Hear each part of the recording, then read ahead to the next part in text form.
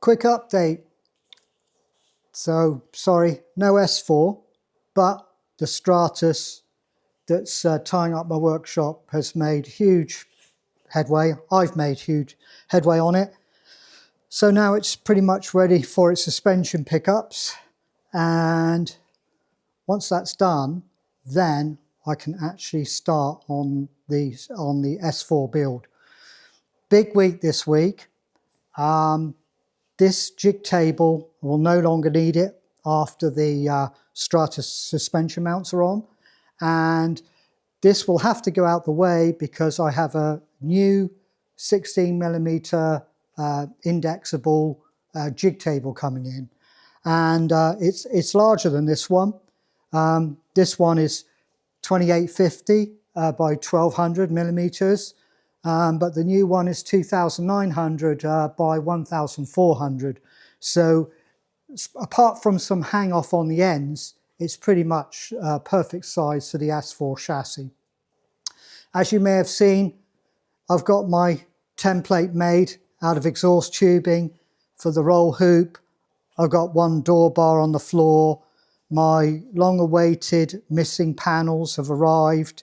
These are the quarter panels that go in front of the rear wheels and behind the front wheels, and so these are the missing pieces I needed, or as a spoiler piece as well.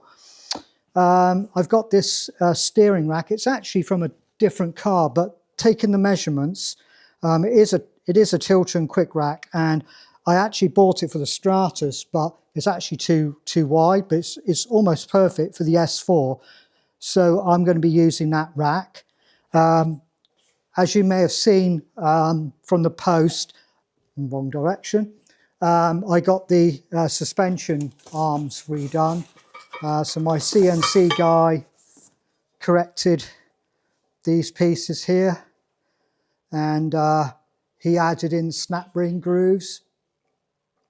So they are pressed in, light press, with a Loctite bushing retainer, plus the mechanical snap ring, so they're not going anywhere. So that's those done. Mick is on his way to Italy to collect all my carbon Kevlar interior panels. So I'm getting the scuttle across the windscreen. I didn't get a dash, but there's two parts of that. Then all the interior panels that have imprints of where the roll cage, cross tube bracing and everything goes. I've got floors, carbon Kevlar, wheel arch extensions, wheel fans.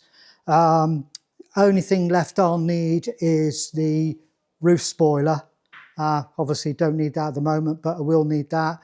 He's also getting me the rear hubs that I was missing. Although I have a machine shop working on those, I told them to hold off until I've actually got some real pattern parts, because there may be some slight discrepancies in my measurements, and then I can make the drawing of the rears based on the real item.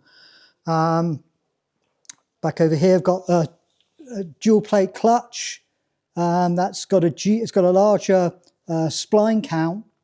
That instead of being a 1" 23, that is a GM style 1 1/16 26 spline. And obviously it's going to have a pilot bearing, which this crank didn't have that included, because they just have a short stub shaft because this came out of a front wheel drive car. But there is a bushing in there that's just used to locate the flywheel, and that can be machined out, and I've got the choice of either a needle roller bearing or a ball bearing, and so that will solve that. The other dilemma I'm going through, although I'm not in a position to order it right now, is my original plan was to go with SGS 6R4 6-speed sequential gearbox. Only thing I don't like is that the center differential, the only way it can give me a torque split is using a viscous differential. And the research I've done on that says that it will work, but it won't have a great life. And I'm wondering, what do I do? Because the only option I can find for getting a real differential that has a proper torque split has to be a planetary differential, almost like you see in an automatic transmission. And the only one I can find is to use a real 6R4 transfer box. Now that is basically can be used on any gearbox because it's not part of the main casing. The gearbox is a gearbox and a transfer case is a transfer case. Now, when I last checked, there is a person over here that used to rebuild them and has just got limited stock left, and he has one transfer case and he can give me, you know, 25, 75, 35, 55, if I got my maths right, on the torque split. And I'm wondering, do I go that way? I mean, it's a £10,000 transfer case. But the thing is, I'm just wondering, you know, maybe that is the way to go. And then I can use a Samsonus or, you know, any sequential 6-speed. I could go to SGS and just get one of their sequentials. And then essentially that transfer case would be like a remote setting. And it means I could actually put the drive on the same side as the real S4 instead of the 6R4. So that's something I've got to think about, although I really can't do it right now because this car has to go.